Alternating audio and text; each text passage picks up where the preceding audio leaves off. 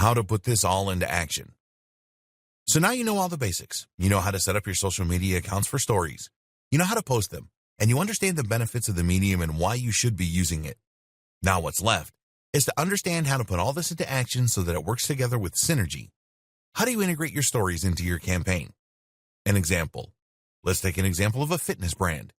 This fitness brand is the personal brand belonging to a sole trader that runs a blog and that sells personal training online.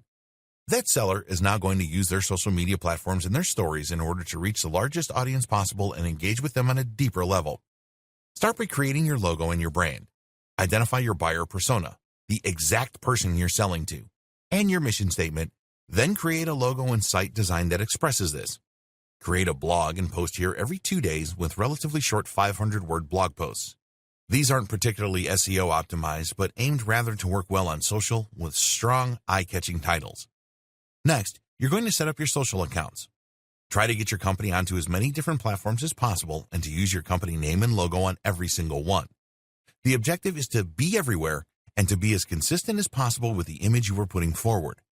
You will then post to those social accounts regularly, making sure to provide real value as you do. It's these actions that will help you to start to build a following that views you as more than a simple product manufacturer or service provider, but as a brand with a set of ideals and a real mission statement. By doing this groundwork, that's when you can make a real impact with your social media stories.